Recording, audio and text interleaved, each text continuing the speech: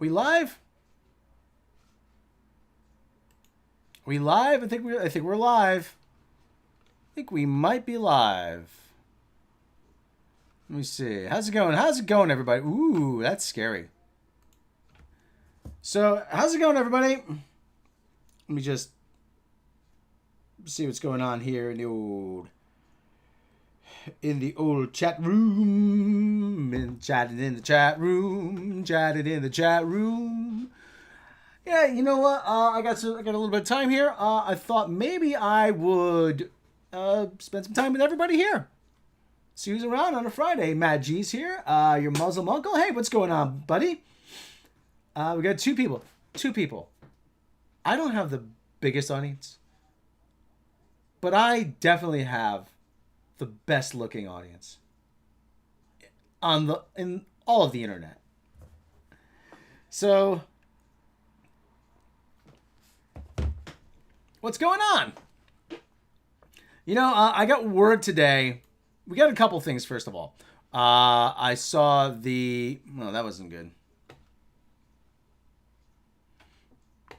So I got word today. I had to close some tabs here.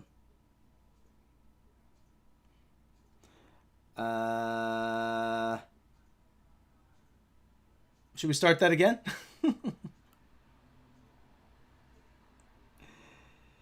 Hail, hail, hail, hail.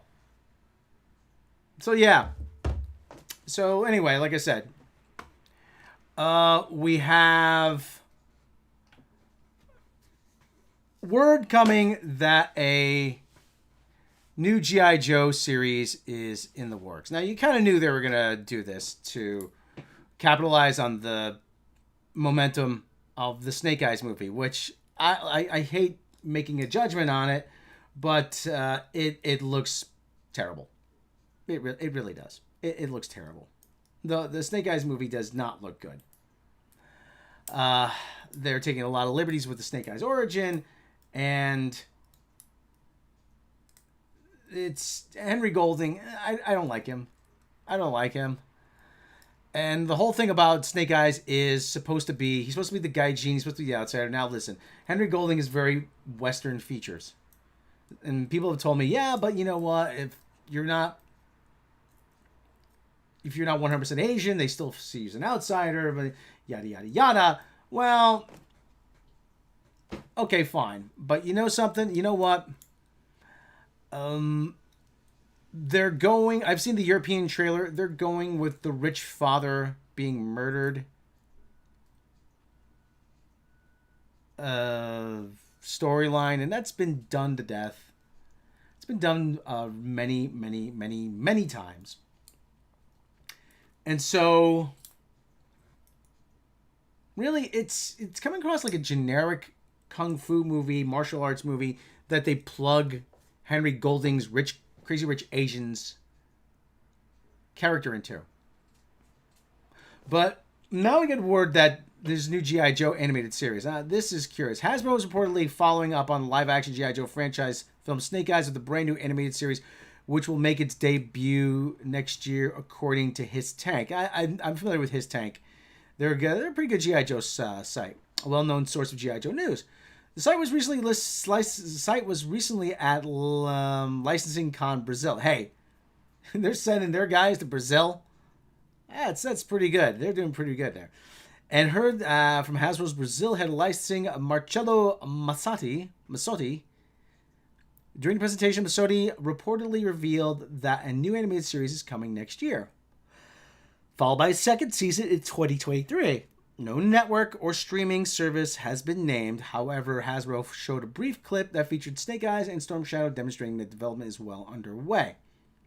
Fans can probably expect the cartoon to include many past Joe favorites. The roster of characters in the franchise is massive. Thank you, Mr. Motorcycle.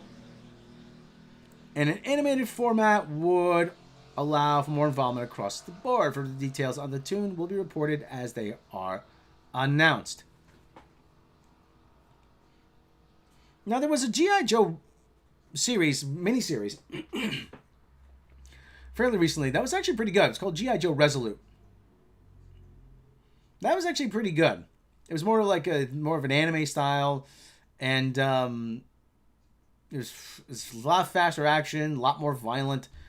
Uh, the first 30 seconds like show, yep, it's Major Blood, and Major Blood is dead as a doornail. Bazooka is killed during it, and like it's not for the wee ones. So I don't know. Like I said, this could go either way. Obviously, the GI Joe brand's been under a bit of resurgence lately. They're trying to revitalize the brand. You go to YouTube, you see the 24-hour streams of the GI Joe cartoon. You're starting to see more GI Joe products in the stores. There's his tanks in the stores. There's action figures in the stores. So there's been a resurgence of the brand. What happens after Snake Eyes? I don't know. Yeah, Matt G, more of a series. Who are the writers? No, we don't know. We don't know who the writers are. That's the problem. We really don't know who the writers are with this, and that is an inherent problem. We got 12 people watching. How's it going? Who wrote the GI Joe movie? Let me see.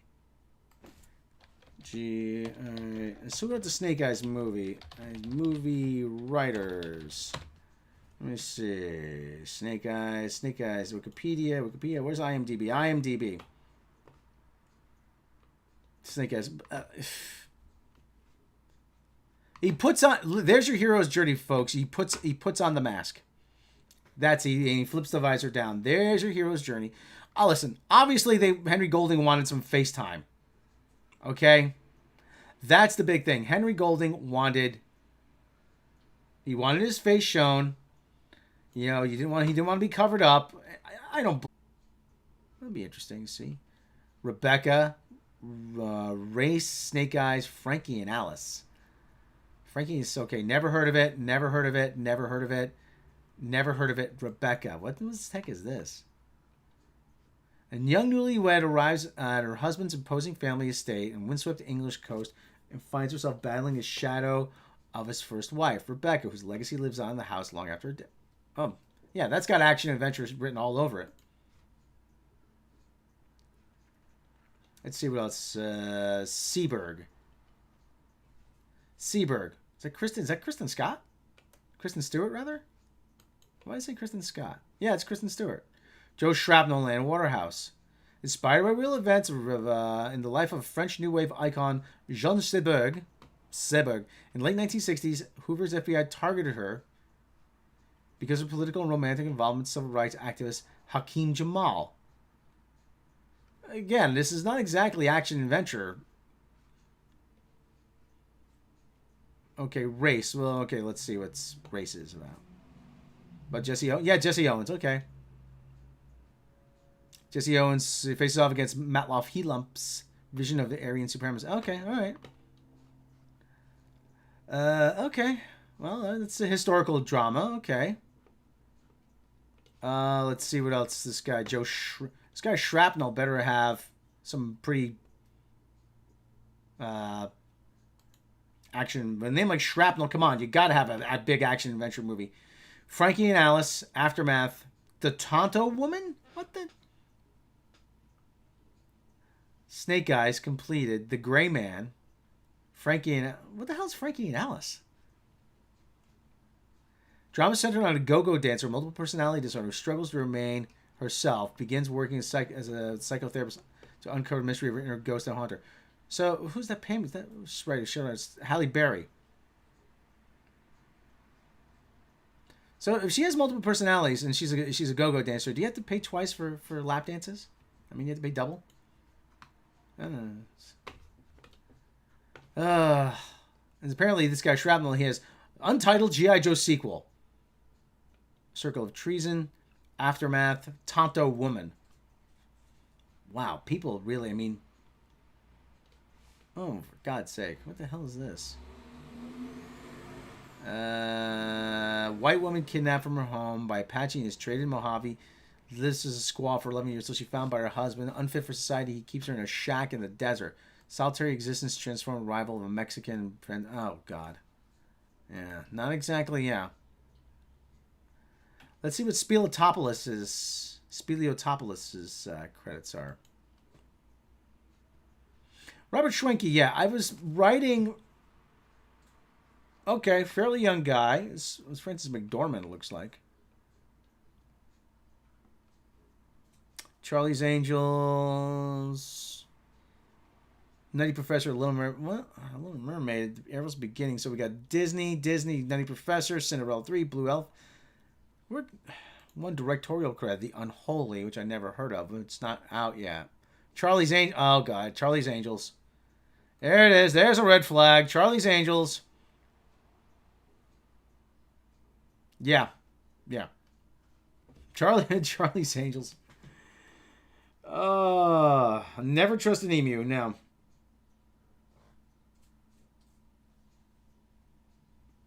And they'll drink all your... They're such massive dopes, and they'll drink all your liquid soap. That's right. So anyway... Yeah, this does not look promising. Well, no, the animated series, the animated series could be good. The Snake Eyes movie, it doesn't look promising. Oh, Lord. Okay, well, it's David Packman. You don't want to see that. There's my streaming page. You don't want to see that. Well, as long as I don't dox myself, so that's okay. I need a second screen. All right. Well, the other thing too is this I Am Starfire thing is in the news. Again, this. So DC turned off the comments on this I Am Starfire thing. That doesn't exactly say you have a lot of confidence in this. Listen, this is a shameless self-insert character if we ever saw one. This is Mariko somebody or other, you know, she's... Should we play it? Should we play it? We'll have to stop it every couple of seconds to transform. It's only 30 seconds long, but I've seen it. Do you guys want to see it? Hey, Morbid, how's it going? Yeah, let's take a look, okay? Okay, we'll take a look. I'm Mandy. All my life, I'm Mandy. All my life, I've been like such a loser. been the kid of a superhero. I'm the kid of a superhero. Oh my God. But really, I'm like the opposite of my mom. I'm like totally opposite of my mom, and she's like so uncool, you know. Starfire. She can fly and shoot star bolts. Yeah, my mom's got like really cool powers, and I don't, you know. She must be like prom queen. I can't do any of that. It looks like her big beefy arms. She's got super strength. Look, she bends the locker, so obviously she's got super strength. Any of that. Now, Blackfire, my evil aunt. Oh, Blackfire, my totally evil aunt shows up. Oh my God, what does she want? She's always here for some reason. Shows up and tells me it's time to meet my fate. I gotta like meet my fate. I don't even know who Fate is. Is he like on Instagram?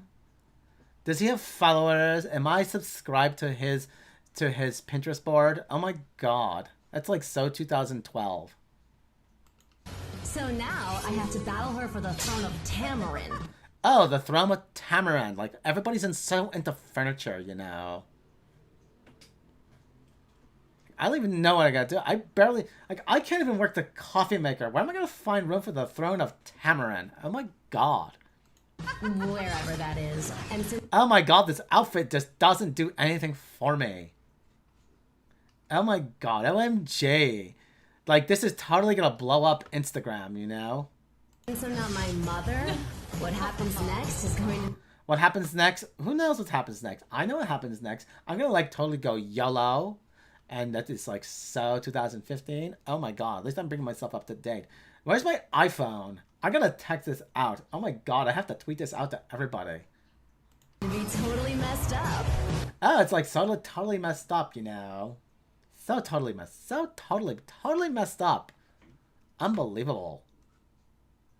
Oh, it's Mariko Tameki. Oh my god. She is like totes my goats.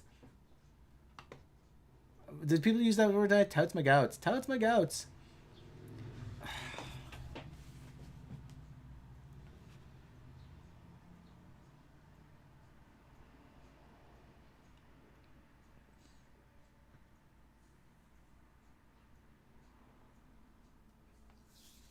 Do you ever have that moment when you just think that the stuff you like is just kind of passed you by? Superheroes are not about doing anything heroic. They're about people ragging on them for being heroic. Somebody's here.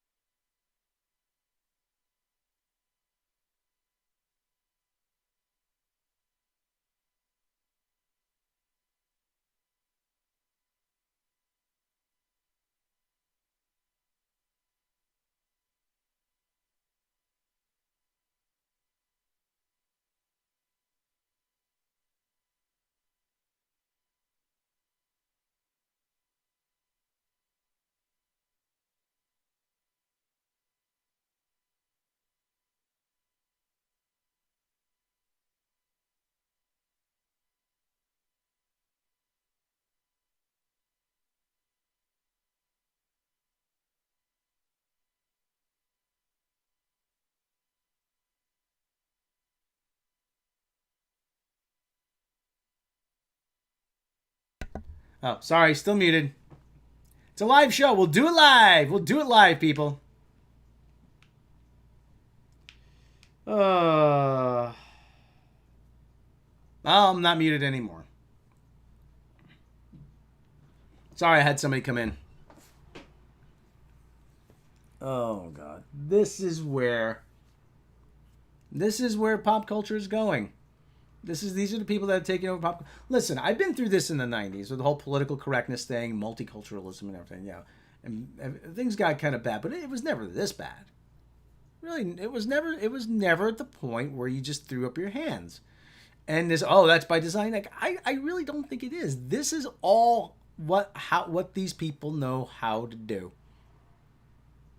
Seriously, this is all they know how to do. They just instead we raised a whole generation of millennials and zoomers and whatever you want to call them, whatever marketing term is being thrown around. Everybody being told they're the specialist special that ever special. And so you are the center of everything. There's nobody more special than you. And so they place themselves at the beginning, in the middle of everything. It's unreal. I mean, nobody knows how to write. Nobody knows how to put a sentence together. Nobody reads. Listen, I'm not the biggest reader, but I've read enough. The man's writing a blender. But I've read enough to know that, hey, there's a way to create a story, and you watch movies, and you learn from all of that. This Mariko lady, she's all these stories. You ever notice? Listen, there's one commonality through a lot of this. All these stories, whether it's the Starfire story, Gotham High, or whatever, all these stories take place in high school. They take place in high school. So these are people that have not gone. They were still angry about how they weren't the cool kids, which is very telling. I wasn't the cool kid, so they're still trying to get back at the cool crowd for what happened during high school. I'm like, listen, and they're trying to relive it, and people have said to me, would you go back and relive high school? Hell, fucking no, I wouldn't want to go back and relive high school. Part of my language. High school was a drag, man. Why do you want to keep bringing that back up? I won't even respond to the invitations to my reunions. Oh, wouldn't it be great to see everybody? No, it wouldn't. Those people I still want to talk to, I talk to. The rest of them, I don't want to see them anymore. I mean, that's the thing. I mean, yeah, at some point, yeah, all right, see ya. But apparently, yeah, Angela Schmalka, yeah. Schmalke or Schmalka? Rob, these people don't read or watch any of it. They don't care about the lore. It's not even that. It's not even caring about the lore. It's about having just the curiosity and having the love for something. I mean, you can not care about you can not care about necessarily the lore of Star Trek, but like Nicholas Meyer, but he went and he actually learned about it. He goes, okay, this is Horatio Hornthrower in space, and he got it. He did the research. He was, well, I wasn't a Star Trek fan, but you know what? I learned about the characters. I learned about how everything worked together, and there's this guy Khan, and yada yada. And he put together a good movie. And Nicholas Meyer put together actually, you know what? Nicholas Meyer also he did a movie called Time After Time, which is about historical characters. I think it's John Sullivan played. It's an out there premise. Malcolm McDowell as H.G. Wells and John Sullivan as Jack the Ripper. He pursues Jack the Ripper through time, and it's an out there premise, but it works. The way he does it, it works. But you can take an out there premise, and if you know how to tell a good story around it, I mean, the characters are just, yeah, you can, I don't want to say you could plug any character into it, but it would work with a lot of different types of characters. This only works with the self-inserts, this kind of stuff they're doing. And that's by design. They wanted it's all about them. Gotham High, man. Tell you, Bruce Wang. That's not Bruce Wayne, that's Bruce Wang. Freaking, like I said, the self-inserts. I want to make Matthew McConaughey in space. Matthew McConaughey in space with Geo the Rock and his vessel, the vessel. It's just lazy minimum effort. Listen, even at my worst, I could probably still put together something a lot more interesting. I could probably come up with a name a lot more interesting than the vessel. The spear. How about that? Rogue spear. I mean, that's the DoD code name for a lost nuclear weapon, a rogue spear, or one that's been in enemy hands, in the wrong hands. We have a rogue spear. You know. Yeah, it's just astounding. It really is. It's just astounding. Well, you know, the other thing too is that all these people, they think they're going to come in and fix something. Oh, no, you don't know what you're talking about. I know how to fix this. Well, you don't. We already have Matthew McConaughey in space. Interstellar. Yeah, that's true. Reminds me of a favorite villain. That's where that comes from. Representation on screen only want to see themselves. Selfish attitudes kill someone. Yeah. Well, the other thing too is representation. Like take a look at Brie Larson. Remember that one? Squad Goals. It was all blondes with the stupid Captain Marvel jacket. You know, that's her idea of representation. As many blonde white women as possible. But you know, I always say, you know, I got the G.I. Joe poster back here. I mean, that's the other thing. too. I mean, so I got to keep working on that G.I. Joe documentary. That's actually some of my good work. I mean, believe it or not, the name G.I. Joe goes back pretty far. I mean, the G.I. goes back all the way to the First World War. And it sort of became a joke that, you know, the soldiers' lives were pretty, regarded as being pretty cheap. And so G.I., government issue. You know, there's legend has it that G.I. also stood for ground infantry. You know, but a lot of them were named Joe, G.I. Joe. First time it appeared in print was in 1942, though. In a magazine called Yank by a guy named David Weber, who was, I think it was David Weber. I'll have to go back and look it back up. he was doing a series of cartoons called Private Weber in the Army.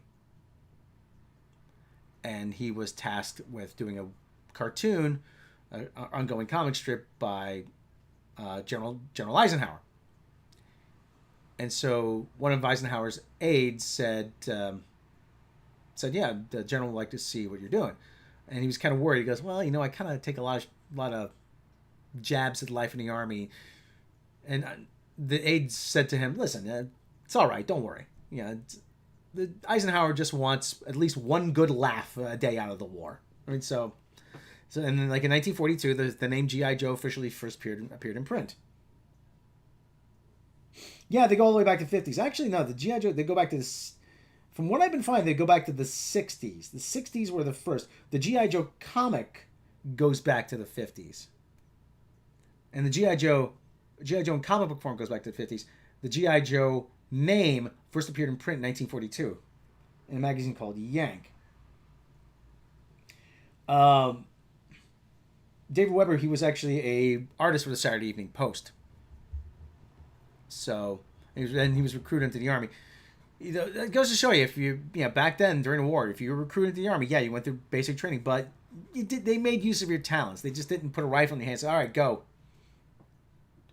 You were running up a beach somewhere, with bullets whizzing over your head. But the whole, like I said, Captain Shinner, Morbid, Kamala Khan, perfect example of this. Like when Ms. Marvel was Carol Danvers. Carol was such a character. Yeah, Carol Danvers actually has such a great history as a character. Carol Danvers, she had split personality. She was an alcoholic. She was, her powers were sucked out by a rogue. She was, she actually fought for a lot of women's issues in the 70s. She made a lot of choices. And it's one of the things, that black costume with the lightning bolt, she first put it on, she said, damn, I look good.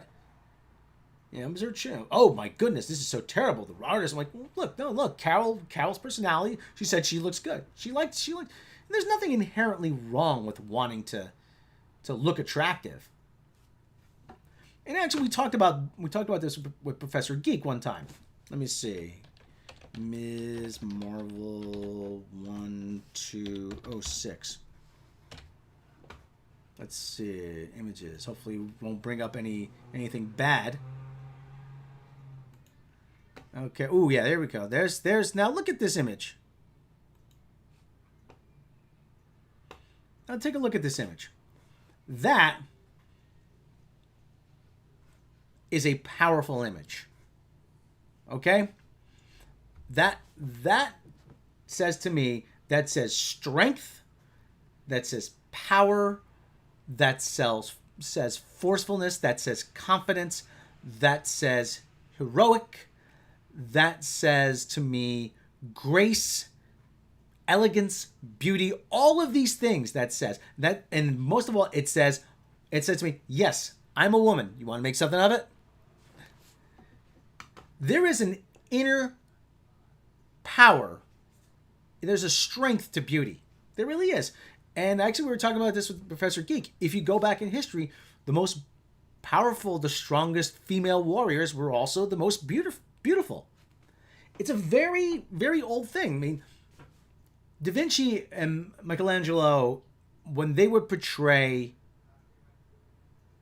religious figures in their artworks, they would, do sculptures of Jesus and Mary, and they're always perfect because in divinity, it says in this, there's an art student, scholar giving a tour. I went through this to the Vatican Museum. It says,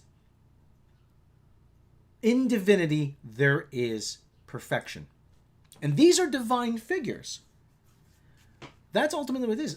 Superheroes are these divine figures. But now we take a look at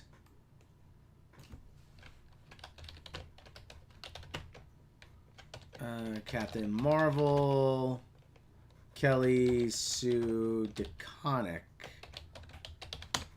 So we'll take a look at look, there is No, no, okay. First of all, that tattoo. First of all, okay, she's been attacked by the sleeve monster. Okay.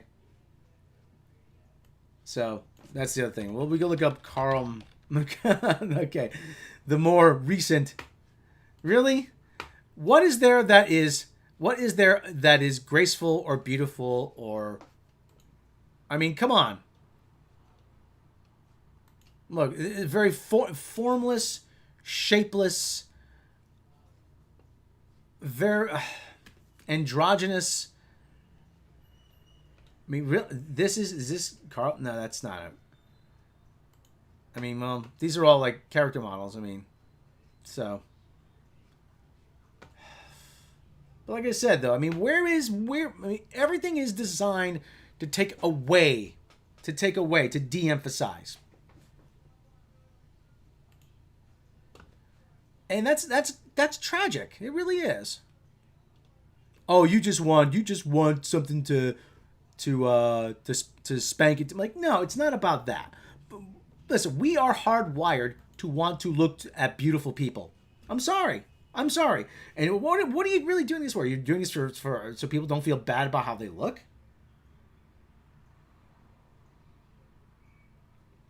Techie Mantis, can you suggest any therapy I can go to as I have just watched Space Jam 2 and in dire need some help? Oh boy. Yeah, there's actually a firm called Bartles and James. That's a really old joke. That's old. Okay, I get an eBay alert. Behringer One Touch Control Service. Oh. Orange amplifiers. Okay, now. They look like men. My wife just said that and has been saying it for a few years now. Yeah. It's a man, baby. You just want, yeah, sure, why not? That's why I want it. Look at your sales and that's true, yeah. It's but if we're the ones that are obsessed with that, why are they trying to impose sexuality and sexual identity onto these characters? I'm perfectly happy. Listen, superheroing is the most asexual thing you can do. Okay, who says the guy shows up with the cape and the pair of tights and he says, hey, "Oh yeah, we're here to save you." Wait. Are you gay? Are you some kind of fruit? I don't want to. No, who cares? The guy's here to save you.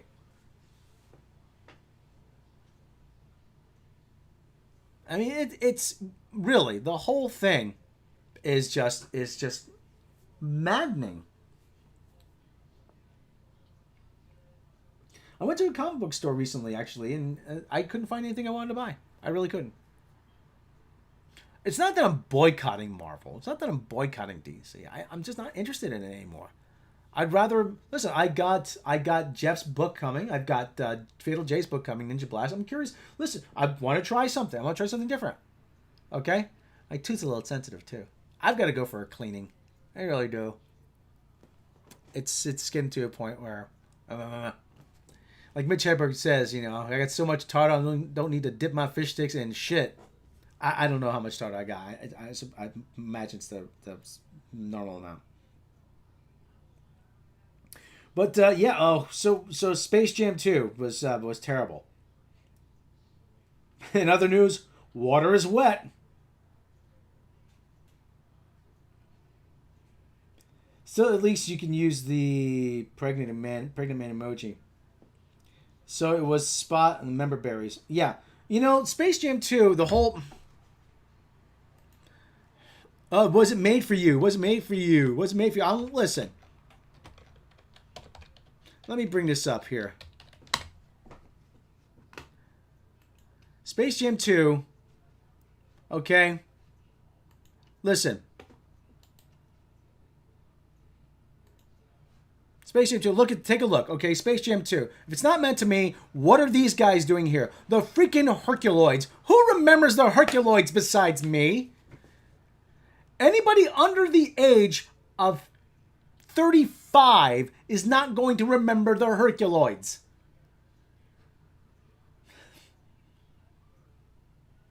So stop with this whole, like, it's not made for you. Obviously, this is made for me. This is made for someone like me.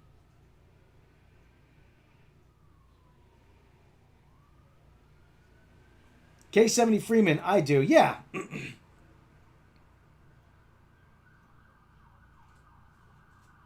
But it's this whole thing, like, it wasn't made for you. How narcissistic do you have to be to think that they are making entertainment specifically for you?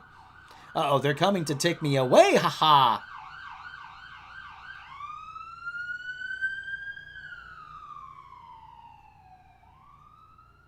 Yeah, WB does own Hanna-Barbera. Yeah, and they just crammed every single character they could think of into this movie.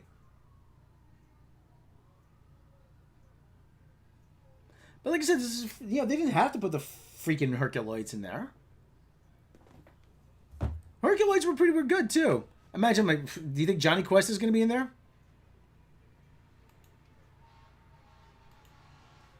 If anybody's wondering, there's a fire station right up the street. That's why. Amber lamps. Quick, Hydra. Oh, God. Pardon me. We got 22 people watching. Thank you, everybody, for joining me on this lovely, warm Friday. Techie Mantis, yeah, all I was doing was looking in the background to see who was in it. Yeah. Well, that's the way of distracting you, so they can just put together whatever the kind of movie they want. How was Mikey Spock? I mean, did she play Mikey Spock in this movie too? You have to be the best. You have to be the best basketball player ever. You have to do it for your son, and you have to listen to me. So, because I'm going to tell you how to be the best basketball player ever, LeBron James. Morbid Fury, I'm just peachy. You don't. Okay. But the other thing too is, like I said, let's go over to Deadline and see what's happening. Maybe I should make a habit of this, streaming on Friday. So I started recording WME to close LA office week amid surge of COVID Delta variant. Practice Penny Munson developing series adaptation. Marjan Kamali's. Alter Ego, Lance Moore set. Grimes, Nick Lachey, Will I Am sets as judges. Roxy Diaz, the who? The other thing too is, you know what? We have a generation that grew up listening to the Black Eyed Peas. A quote unquote band that plays no instruments, doesn't write music, and just puts everything together from computer generated loops is suddenly the biggest act in the world. What the hell happened? And this Will I Am turkey, that's right, I call him a turkey. I call him a turkey. That's, yeah. Hey, you're a turkey, you know that? You don't hear that. You call somebody a turkey anymore. This turkey, Will I Am.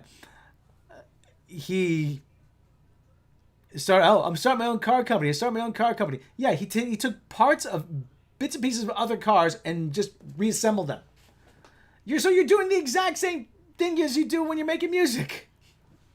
There's that great, like, Stewie joke from Family Guy. He goes, wow, you learn something new every day, just like the Black Eyed Peas. What's that? It's called a guitar. Wow.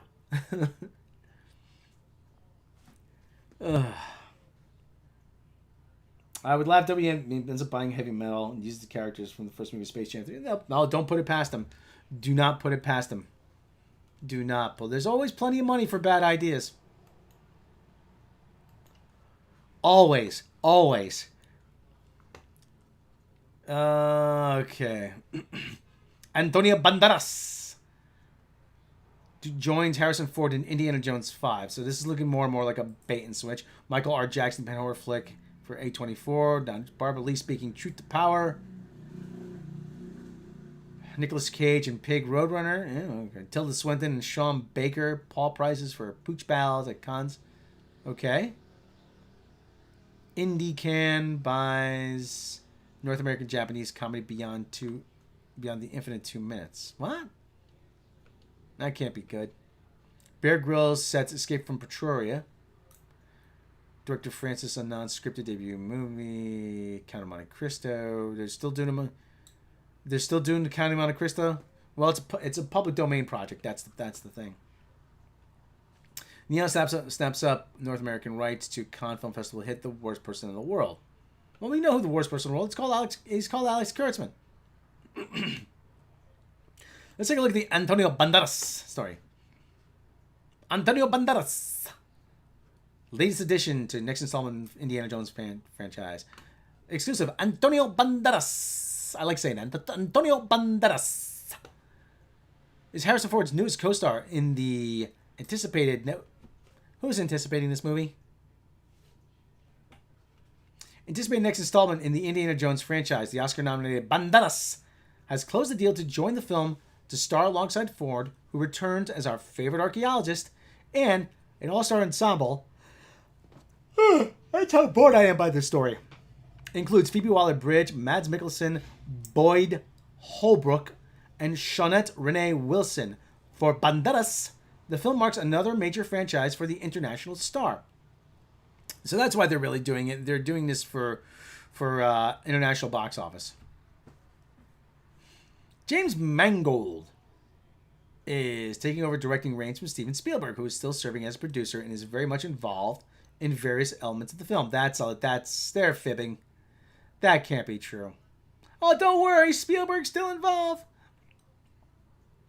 Kathleen Kennedy, Frank Marshall, and Simon Emanuel joined Spielberg as producers. John Williams, who has worked on every score in the 40-year-old franchise, including its iconic theme, also will return as composer.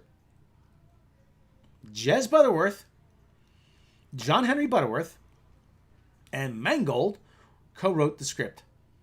Production is currently underway with the film set to bow on July 29th, 2022. Plot details are still vague. We know what the plot details are going to be. It's going to take place in the 60s, civil rights, feminism. And this Shawnette Renee Wilson lady, or Phoebe Waller-Bridge, is going to take the whip from out of Indiana Jones' hands and he's going to say, know your place and stay in your lane, old man. So no idea who he's playing. Banderas, who recently earned first Oscar, nobody cares. Well, he's also going to be in Uncharted, starring Tom Holland. Uncharted is basically Indiana Jones and Dirk Pitt. That's what it really is. It's Dirk Pitt. It's got black hair and green eyes, just like Dirk Pitt.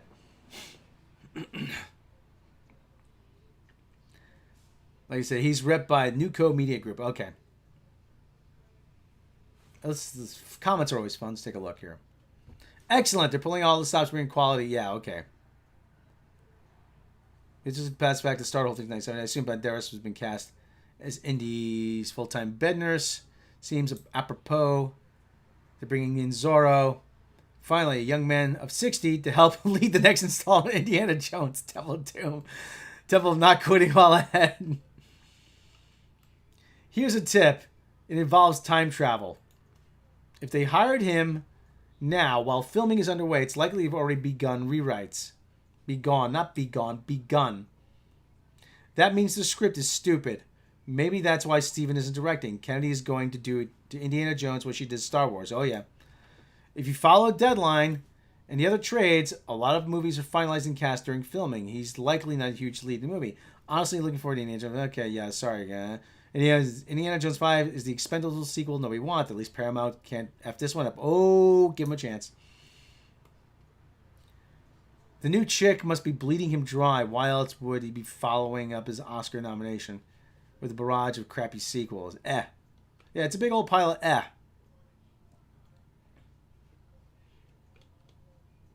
Really, we don't. Who wants another Indiana Jones movie? I don't want another Indiana Jones movie. It was Mecca that said that Indiana Jones, when you buy the box set, is 3 great movies and a complimentary drink coaster. I'll let you guess which one that is. Ooh, look at this. Deadline breaking Hollywood news since 2006. Oh, boy. I remember when Deadline first started in 2006. Oh, YouTube was barely a thing. Oh yeah, and we had to. Oh, George W. Bush was president. Oh, that we called him Bushy because he had bushy eyebrows. We called him Bushy Brows. Oh, Bushy Brows. Oh, we haven't had presidents like old Bushy Brows since. Well, good thing. No one asked for another one after the Last Crusade. Yeah. He rode off into the sunset with his father and Salah. We could have left it there. That was the perfect ending. Riding off into the sunset. There you go. Just riding off into the sunset. Just. There you go. Dun dun dun dun dun dun dun. No, they had to go back to the well one more time. Because somebody had to prove it was, well, I need why don't we use aliens? You know, Kathleen Kennedy, I want killer monkeys in this movie. I want monkeys. I want ants. I want Kate Blanchett to play the baddie. I'm determined to ruin this movie once and for all. Ha ha ha ha. You know, I keep saying that she must have stayed up late nights. Kathleen Kennedy, she must have spent many a late night in her office, away from Frank. Frank's chilling at home. Hey, Kathy's working late again tonight. Hey, come on over, boys. So, she must have been up late at night. Must pull a lot of all-nighters in the office, staring at a poster of Raiders of the Lost Ark, saying a straight white man in a movie titled in a series named after a straight white man, where he has to be a straight white man. How am I going to ruin this? How? I don't know how I'm going to ruin this. And then a light bulb went off. Ding! I've got it. We'll get the fembot from Star Wars. Yes, from Solo.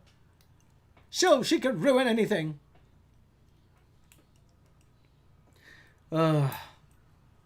She's like, shit. Phoebe Waller-Bridge is like marking out. It's like when Austin Powers says, Margaret Thatcher on a cold day. Margaret Thatcher on a cold day. She's capable of ruining everything and anything. Oh, brother. And this is the hell that's my life.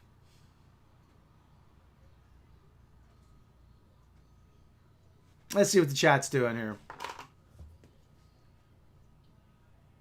Want to see Rob crash trucks? Yeah, I might be crashing a truck later tonight. Taking Mantis.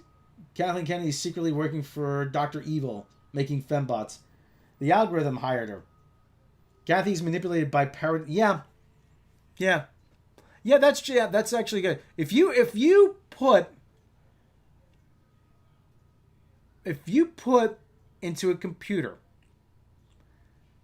hit movies of the last 50 years, 40 years maybe, 45 years, like E.T., 40 hit movies of the last 40 years. And you told them, based on these hit movies, and who was involved in them, who worked on them, who would be the best person to run a studio. Most likely, they would spit out Kathleen Kennedy.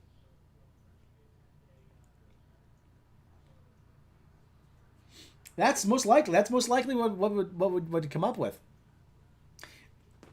There was that song that was written by computer algorithm at Sony Labs. You know, they fed the Beatles sheet music into the computer, and it spit out this song that was, I'd call it just painfully average. That was the best way I could describe it. It was just average, but that's what a computer does. It takes the information and just comes up with an average.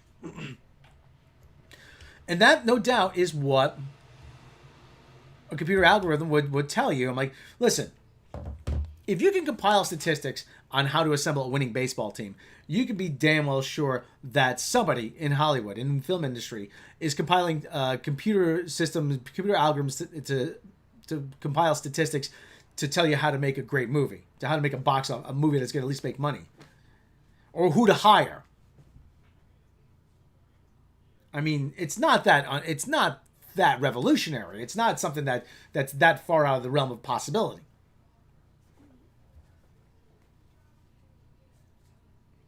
Michael Bashir is waiting for them to try the algorithm creation. The best augmented creation I've seen is Harry Potter and the portrait of what looked like a large pile of ash. Freaking hilarious. Actually, Rob, Indiana Jones 4 is still better than Disney Star Wars. Yeah, but Angela, that's setting the bar very low. Yeah, okay, if that's the bar they cleared, then well done. But that's still a low bar to clear. Yeah, Mecha Random's in the chat. Hi, Mecha Random. Mecha Random. Mecha, you can be streaming when I rap?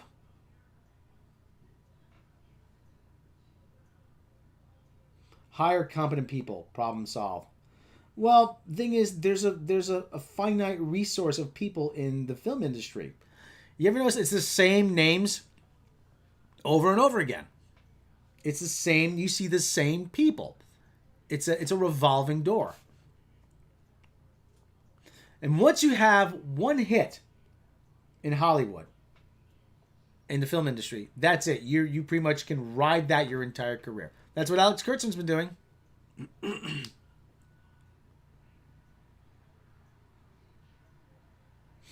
You know, when does this Star Trek Prodigy thing drop? I'm not. Listen, I hate Star Trek. Let me go through this, and you know what? Let me go through Star Trek news. Hold on. Star Trek news. Well, this is 2 days ago. Actually, I was working on a video. Digital Spy, Star Trek.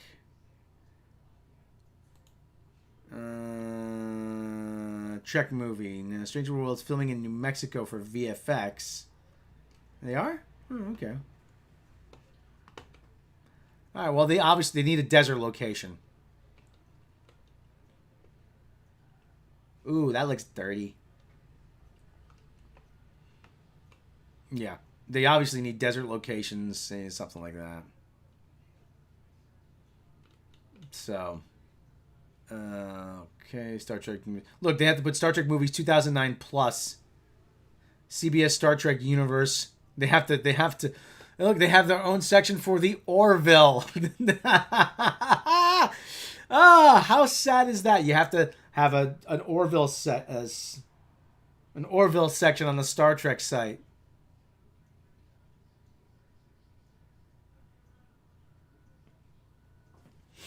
Oh boy.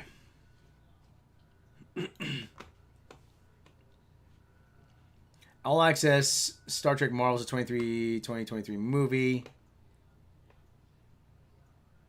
What? There is no Star Trek 2023 movie. Seneca Martin Green on how Michael Burnham's like other Star Trek captains. No, she's not like the other Star Trek captains. The other Star Trek captains are competent. WandaVision's Matt Shakeman to direct 2023 Star Trek film. It's not going to happen. Star Trek Discovery and Lower Standards nominated for 5 Emmys. Terry Farrell says it would be fun to play Jadzia on Star Trek again.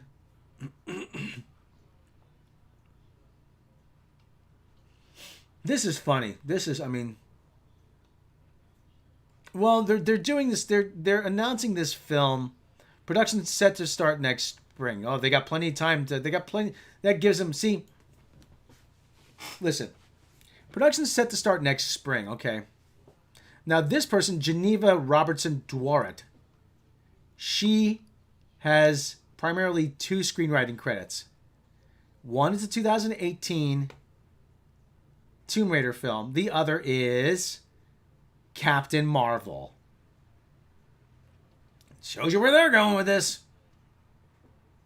Hollywood reporter Paramount deal Matt Shakeman joined. This would be the top secret project, Untitled, produced by J.J. Abrams. We reported in April, which Paramount set for a June 9, 2023 release. According to Deadline, the project is now moving at warp speed, which means quick. Get into production so we can get J.J. back on board. With the script already written and plans to begin next spring. Shakeman is an award-winning director for his extensive work in theater and television, including helming 6 episodes of 6 Feet Under, House, Game of Thrones, and Succession. His profile has risen this year, directing 9 episodes of WandaVision. God, WandaVision was terrible. According to Deadline, Shakeman is now an A-list film director. No, he's not. No, he's not. Stop lying. According to The Trade, nabbing Shakeman is a coup for Paramount's movie chief, Emma Watts. Well, Emma Watts, we joined the studio last summer and put a hold on the various Star Trek projects in development.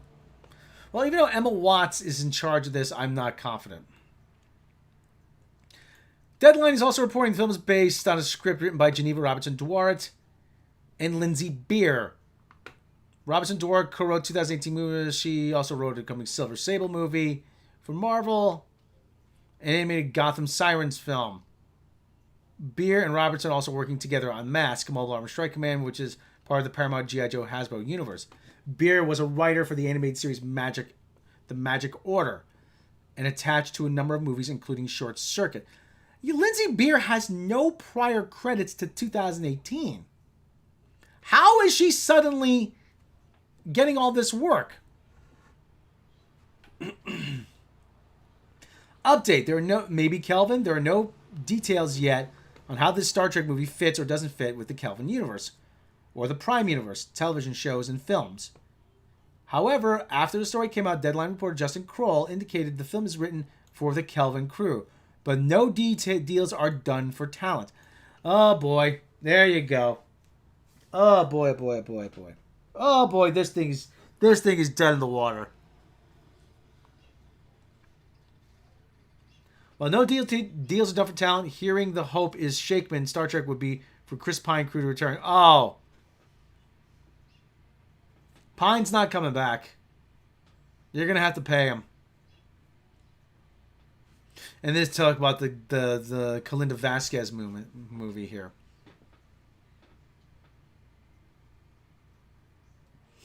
The Kalinda Vasquez Star Trek movie is what you call a blind deal, which means that she essentially went to CBS and Viacom, said, "Hey, I have an idea for a Star Trek movie." Okay, yeah, let's get to work on that. And so they're working on they agree to work on it together. No updates on Vasquez project since March, but Paramount has had multiple Star Trek films development for the last few years, which has become a commonplace for the film franchises. Yeah, the Kalinda Vasquez thing is not happening. I don't think it's happening. But the big problem with Chris Pine was they had to pay him. They did not want to pay him. That was the big problem. Maybe you should do a video on films that don't need a sequel. Matrix, Pirates, Indiana Jones, and The Last Crusade. Star Trek fans don't care about the J.J. Abrams Star Trek movies. J.J. Abrams doesn't even care. J.J. Abrams even said to Quentin Tarantino. Quentin Tarantino said, "Hey, I don't get this Kelvin time. What is it?" And he said, "Don't worry about it. Nobody likes it. Nobody cares. Just do whatever." J.J. Abrams doesn't even care about it.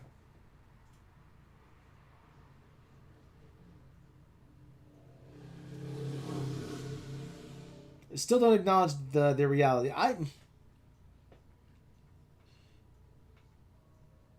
You had to go to the freaking Anheuser-Busch brewery to film inside. Just how big is a freaking starship? Really? I'm not an astronaut. I never worked for NASA. But even I know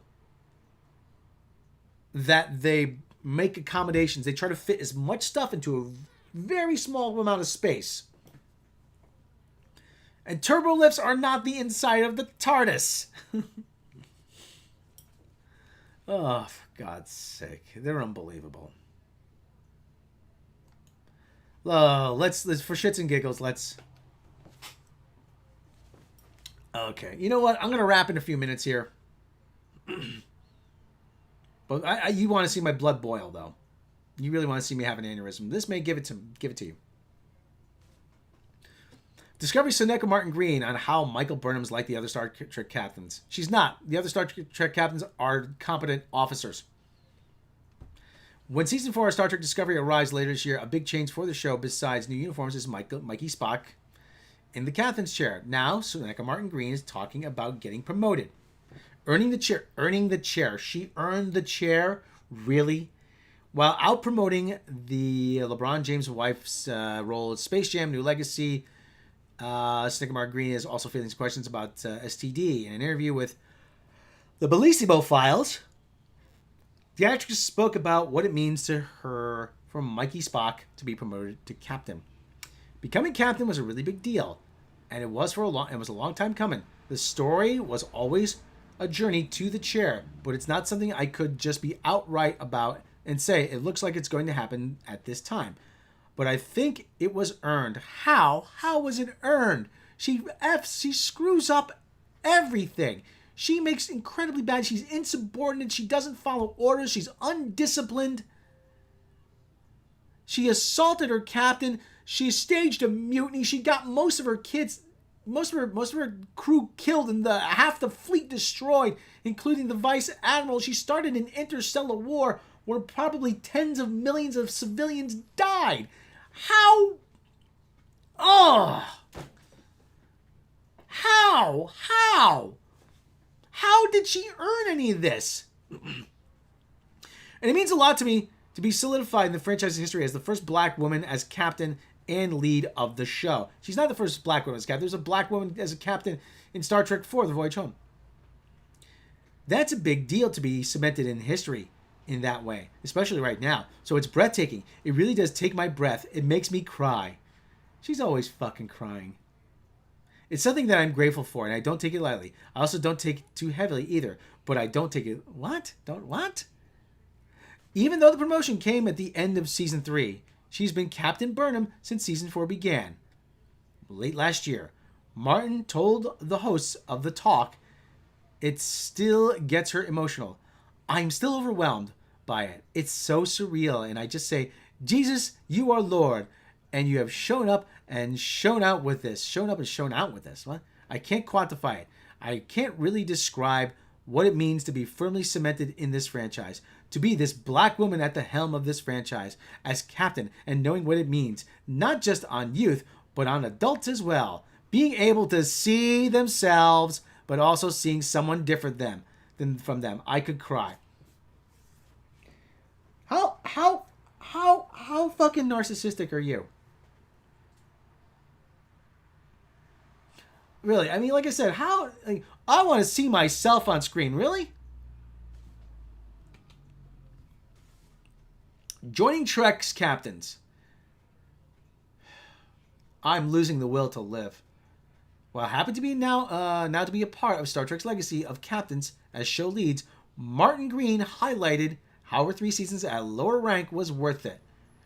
I think that being able to see this woman grow into her captaincy is what's really special and different, of course, than other captains. We knew she was going to end up in the captain's chair. How did she grow? She's still the same undisciplined jerk-off that she always was. She's always right. Everybody waits around, says how great she is, and everybody waits for her to solve every problem. How has she grown? She's the most insufferable character on television. Star Trek Discovery is, to quote Rich, the dumbest written show on television.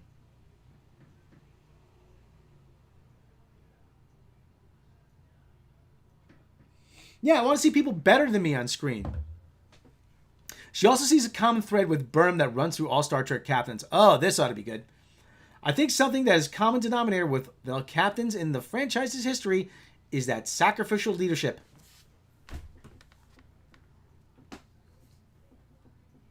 What sacrifices did Mikey Spock have to make?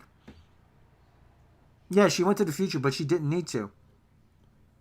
What sacrifice did she have to make? They've all had to make sacrifices for her. They've all made sacrifices for her. There's been no sacrifice. There's been special treatment for her.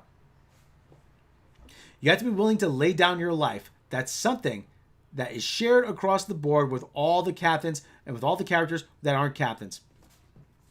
You know, Deanna Troi was taking the command test, and she couldn't pass it. Then she got up one night and she ran the command simulator. And there's a part she couldn't figure out. There's a simulation of the crew. It says, Geordi, It says, Geordi, what about containing the radiation leak of that? She goes, well, nobody can survive in there. And so she turns to Geordi, contain the radiation leak. And computer and simulation. Sometimes being captain is having to make the tough choices that there's no way out of it. You're gonna lose people. That actually is a better representation of what it means to be in Starfleet. About making those tough choices. She's never had to make one tough choice once. Everything works out for her. And yeah. God. You know, and we've said this. And I've said this before. Could you imagine if this was actually a well-written Star Trek show? And could you imagine if she was on the Voyager? The first time she would have talked back to Janeway, the first time she would have countermanded her orders, the first time she would have disobeyed, done something stupid, Janeway would have said, my ready room, now.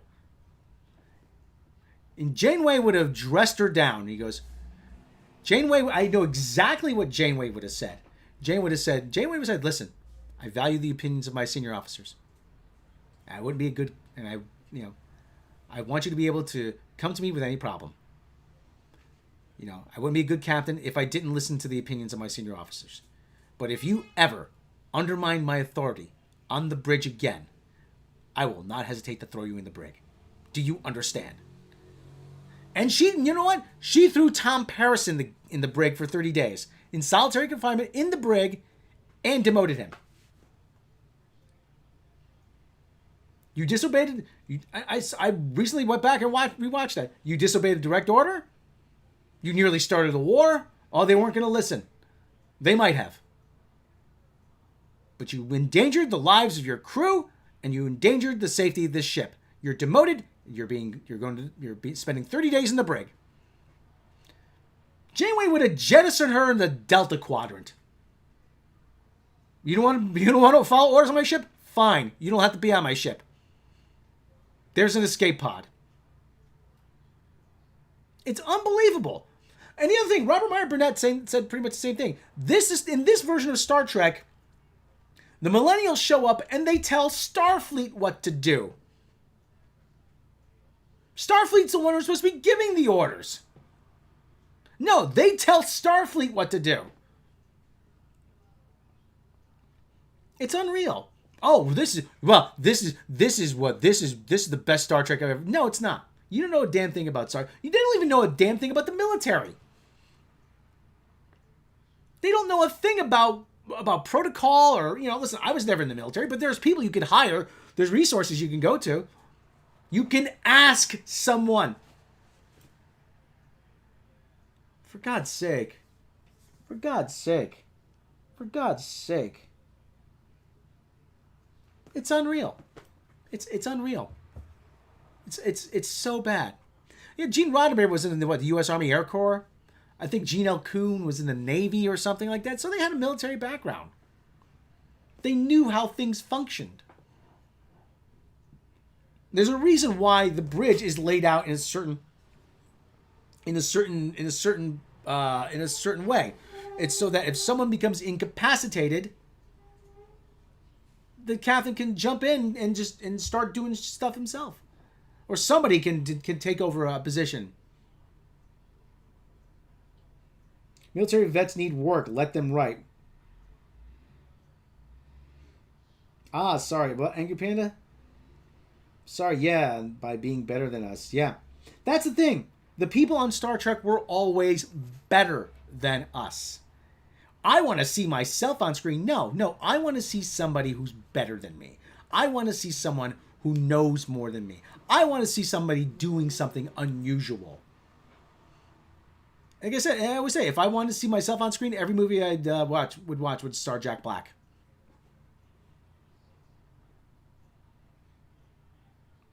Her parents would have been charged with war crimes for conceiving her. Well, Tom did spill her coffee, yeah. She stripped ranks off all the people they rescued from the Equinox too. Yeah. She wouldn't. When the Maquis came in, the Maquis. I actually just learned this. Maquis is French for resistance.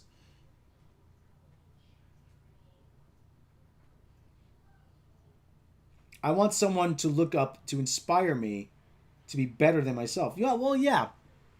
Well, like I said, we have entire generation of people growing up now says you're so special, you're so special. There's no one more special than you. What do you expect? This is what you get. Bathroom mirror, see yourself screen for free. Ah. Just remember, never trust an emu. They are such dopes and they'll drink all your liquid soap. He-Man fandom is out for blood. Kevin Smith's blood. What's going on with that, Angry Panda? What's going on with that? The He-Man fan. Thing is, if everyone's special, no one is. Yeah, you're right. That's the thing. Bunch of special snowflakes. We should have been. Ooh. Okay. But the other thing too is like I said, it's there was always a certain okay, it's in the future, it's space, blah blah blah. There was always a certain logic to Star Trek. It was always reasonably. It was always okay. You'd say to yourself, okay, I can see that happening. Okay. None of this shit like what, sonar in space, really? Sonar in space. How many times did they violate the Prime Directive just in that one short trek there? Wasn't there a ventriloquist with an emu? I don't think there was.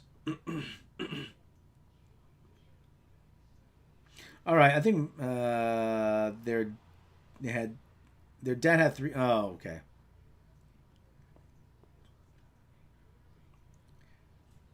Well, like I said, there's only this.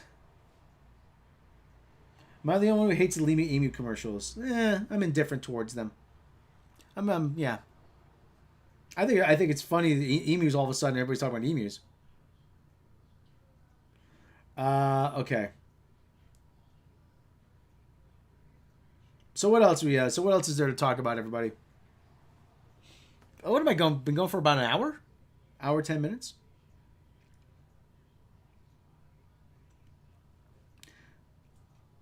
So anyway, do we want to? So wait, I'm gonna do a video where I show you some of the guitars at some point. I found another shop that could set up the Gretsch, so I'm gonna have to take it there next week.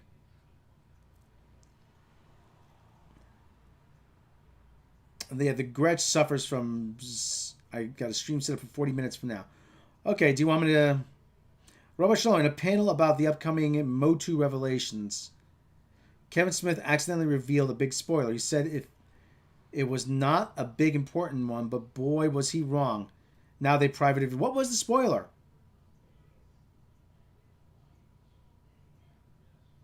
Well, everybody, we got to go over to Mecca's channel and watch that. Well, you're doing the pregame. Mecca, you're doing the pregame for those other guys. Hey, pregame. Usually your Friday streams do pretty well.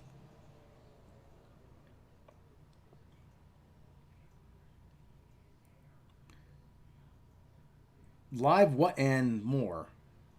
Kind of saying Nerd Run is too big. No thanks. Well, we've talked about that. We talked about that. There's he had such explosive growth. It's leveled off now, but pre-game that's just a term for when it's sports ball term. Don't never mind.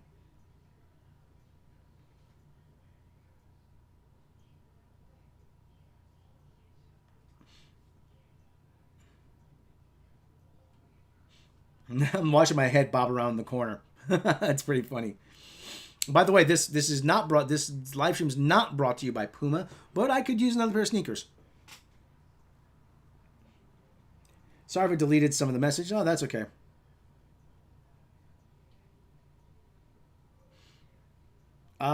This is EA Sims is full of talking points, trying to make the game equality to come up. And I never trust an emu.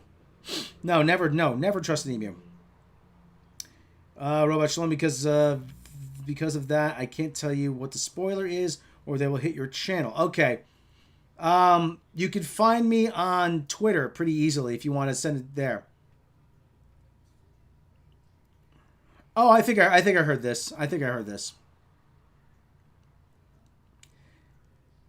Boy, man, tell me if I get this right. It says, man, I have had up to an arm's length of this nonsense.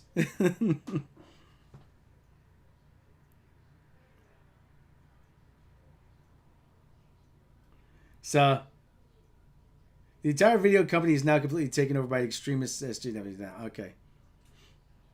I don't know if you got did you get that code?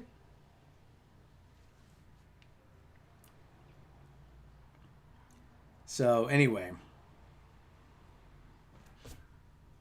Yeah, so, I don't know. Well, do you guys want to see it? Well, I'm thinking about actually showing you another guitar.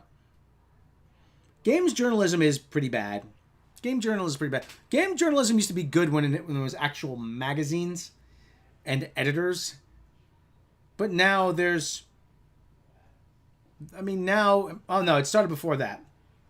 No, it started... This whatever, how you pronounce that.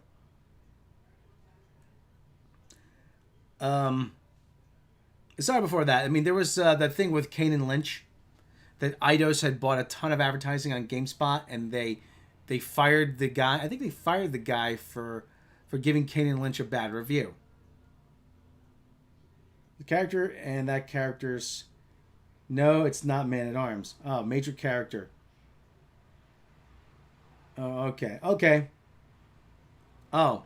Okay, I think I know.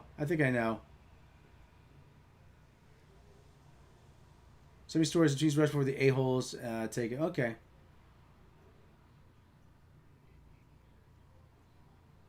Yeah, but that was the big thing. Kane and Lynch was kind of a thing.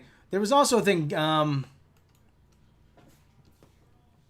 It wasn't Game Informer, but one of the Xbox magazines was goosing reviews for a lot of games just to go. They're the official Xbox magazine. They were paid for by Microsoft, so I mean, they were goosing a lot of reviews, and they were altering photos to make them look nicer, to make them like oh no, is it they photoshopped a photo, and their excuse was, well, it's not. We're not being dishonest. This is how it's going to look. Yeah, sure. That's how it's going to look. Oh, character dressed in red. Okay, well, okay. All right, well, I'm not going to say the name. The Crimson Dynamo. A different character. That's from Marvel. So, okay.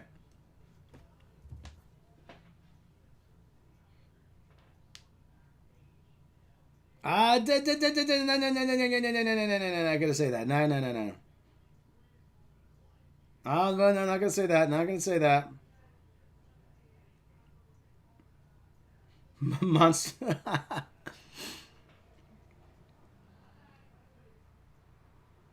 There was a actually there was a hockey team, the Montreal Maroons. They won the championship, and then their arena burned down, and so they had the team folded.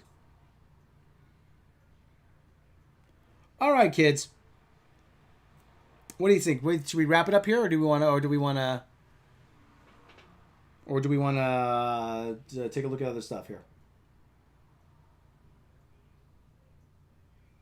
Yeah, so we watched the Sparks documentary a couple nights ago, which is actually very good. Wasn't a huge fan of Sparks. I knew of Sparks, But if you get a chance to watch it, it's actually very interesting. These guys have had a very long, a very interesting career. They've constantly reinvented themselves. And it's this weird thing. Like, you've heard the name, but you really don't know. I really didn't know a lot of the music. A lot of the music is really, really good. It's directed by Edgar Wright. And like I said, these are the most unassuming guys that you would think of as be like rock musicians.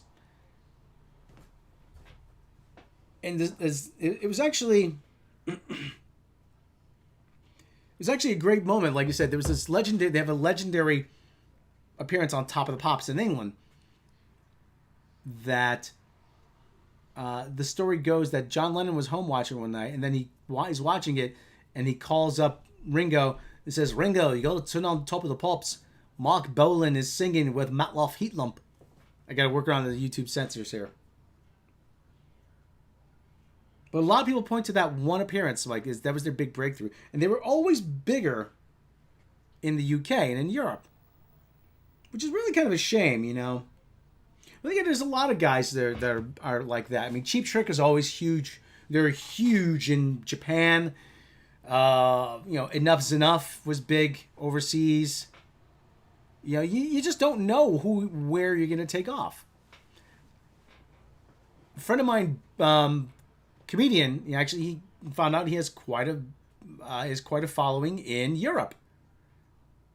I was like, really? No way. He's like, yeah. He goes, well, I had no idea. He says, well, the internet, YouTube, you don't know, how things are gonna go, So like I said, so it's weird, Actually, the last podcast I was on, Reality Wasted, supposedly we had a big following in Australia. This is, crikey, the Yanks are on Reality Wasted again. Hell, we go. Europe is big in Europe, yeah. There was that joke. Don't feel bad for starving people in Europe. You know how expensive it is to go over there? And they live there. Extremists have taken over the media now. But yeah, it's the whole thing with, like I said, I'm losing the audience. The whole thing with Sparks is they always had that and they have that sense of humor. They weren't serious enough to be punks, but they weren't angry enough to be punks, but they couldn't be. Probably the record industry couldn't take them that seriously here, which is why they never took off. Come on, you got a tall, geeky guy with a mustache and playing piano, and God, he is so skinny. Oh my God, it's unbelievable how skinny that guy is. Not a problem shopping for clothes if you're him. Well, he's very tall though. Yeah, we got 16. Okay, well, I'm losing the audience here. So what do you think, Mecca? Do you think I should wrap here? Sparks was Sparks. That's the other thing, K70. They said people didn't think that Sparks was American, that these guys got to be British because they were so quirky. And somebody had said, we didn't think of them coming from anywhere. They just kind of dropped out of the sky.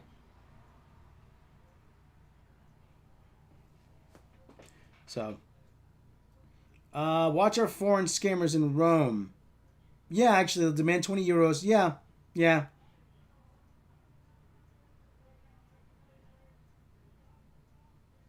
I'm setting up a stream. I'm arguing with people who don't watch my channel. Okay. All right. Well, let's take a look. Let's take another quick look at the Star Trek page here. All access Star Trek marvels at the 2023 Star Trek movie. Tony Lloyd said I was discussing. This is a podcast. Okay, all right. Well, maybe I'll listen to that, and if I really want to, or maybe I'll just stick a pencil in my ear. Watch exclusive deleted scene from Star Trek Discovery season 3 and Blue. Oh God. Lower standards. Playmates toys returning. Let's see. Playmates rejoins the Star Trek universe. Seamless global licensed Star Trek franchise. Covers action figures, vehicles, ships, roleplay, toys, other categories. Official announcement touts attention to brand detail, authentic portrait sculpting. New product innovation. New line Star Trek toys will kick off in 2022. The announcement makes a point that Playmates is returning to the franchise following Star Trek's entry into the kids' content with the upcoming premiere of Prodigy. As Star Trek raised the beam to kid space for the first time with Star Trek Prodigy on Paramount Plus, we are thrilled. I thought it was going to be on Nickelodeon. I thought Star Trek Prodigy was going to be on Nickelodeon. Now it's on Paramount Plus. That's a change. That's new. In addition for Toys Prodigy, says fans can look forward to a new line of action figures and accessories for Star Trek Discovery, lower standards, Picard, with other Star Trek series throughout the universe coming soon. And feature selections expansive Star Trek universe, motion series, pictures, yada, yada, yada. Oh, you're going to regret this. Oh, you're going to so regret this. You are so going to... They must have gotten this at a discount. They must have gotten this at a discount. They're so desperate for any kind of merchandise. And I doubt... Listen. Nobody's going to buy the Mikey Spock action figure. You know, nobody's going to buy Old Man Picard. You know, I'm sorry. You know, he's got the pull string on his back. I'm sorry. I'm so sorry. I'm sorry. I'm sorry. I'm an old white man and I'm sorry. The Trek people will buy it. That's true, but at the same time, they still have to be good. Remember McFarlane when they dropped out? They said, nah, nobody wants to buy this shit.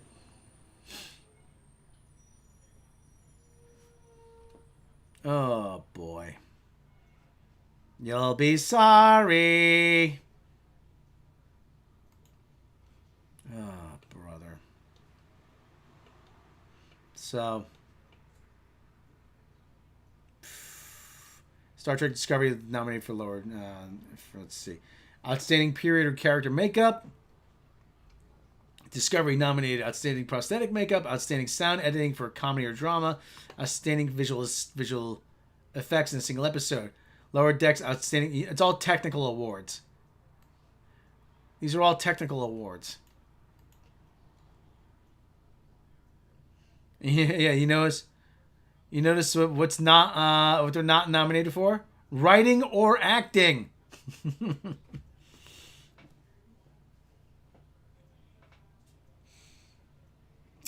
They did hold Robotech cross exercise Robotech cross. Okay.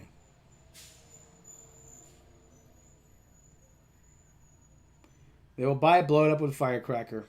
And we can only hope. Time for Mikey Saves the Universe. Dear God.